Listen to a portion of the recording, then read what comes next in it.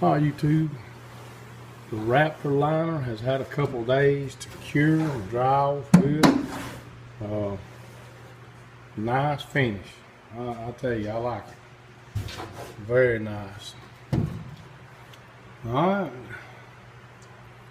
We are going to try to flip this baby over. Get it down off the rotisserie. And go ahead and start the process of putting the front subframe and the rear axle back under the car. And we'll make some progress hopefully today, and we'll see if we get it done. Alright YouTube, we'll bring you back. Alright YouTube, Jeff is in the garage. Focus. Got the car off the rotisserie and got the back end just suspended temporarily with the motor stand, and we're going to bring the floor jack around and try to position it up under the part of the rotisserie there, and so we can get our height right for the front end to roll under. We'll obviously have to take it off out of the way, but I think it'll be doable. We'll see. Alright YouTube, just making a little progress on Monday the 31st, last day of the month. Been out of town, back, gonna get to work on the car a little, so we'll bring you along. Alright YouTube, about 5 p.m. on the 31st, and we finally got the rear end put in, bolted up, and first time that car's had disc brakes on, or under it. We like the way it looks. Hope everything gonna work out good. Car looks just like it did last time it was down on the floor. Nothing changed. So we got a little time left. Got the subframe kind of in place. Got the car height hopefully about right. So we're gonna drop this piece of the rotisserie out of the way right quick. Get the bushing kit there on the subframe and roll it under there and see if we can't get the bolt started up and see what happens. We'll bring you along YouTube. Alright YouTube. Monday afternoon, 31st deal. The subframe mounted up to the car as good as I could expect it. I'm really happy that that's in place. I have not squared up anything yet. We just want to make sure everything would bolt up correctly. And if you remember, we modified the tail end of the subframe because it was not the correct subframe. So we're going to see if we can slip under there and give you a shot of how everything lined up and how everything looks. And you can see the front part there, front bushings, and the back lined up perfect. Couldn't have been any better. So the modifications that we did to the subframe worked out. It's in good shape there. Disc brakes on the rear end, little conversion kit, all that's in place and mounted tight. I do have these bolts for the subframe just finger tight because we'll do some squaring up, making sure it's as good as I can get it. So but there you have it. Just what we wanted. Just what we wanted. Alright YouTube, we'll upload this video and we'll start on another one in a week or two.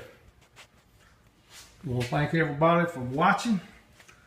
I want to thank everybody for the comments. I want to thank everybody who has subscribed recently. And I want to thank everybody that's staying in there and watching these videos. I know sometimes There's not a lot of action shots. It's just kind of hard, and I've said that before, but it's just easier for me to work a while and show a little bit of what I've done rather than trying to do all the action shots, edit the video and all that. But I do apologize for that, but that's just the way that I'm doing it, the way that I know how to do it. So maybe this is good enough. I like it. All right, YouTube, we'll get better at it. We'll get better, do some different things maybe. I'm gonna call it the afternoon. Got early morning in the morning. We're gonna start work at 6 o'clock. Instead of 3 p.m., we're going in at 6 a.m.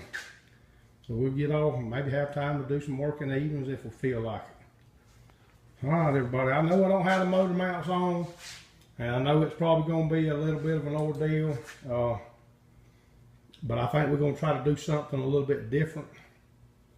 The cross member's not on, because I think it is the wrong cross member for the transmission. None of that was, that's got the single slot. I did go ahead and paint, sandblast and paint. That one's got the single slot. I think the transmission has got the double slot or the double hole. I'm not sure if I can just change a plate and make it work, but we'll do some kind of modification if at all possible. But the reason I didn't put the motor mounts back on is we're gonna make sure we get everything front to back. As bad off as this thing was everywhere else, I'm sure that motor had just kind of been set in here. Obviously the motor mounts were welded in, so as far as everything being in alignment, square, pinion angle, I doubt that it was any good at all. If you follow along, you know how bad the car was.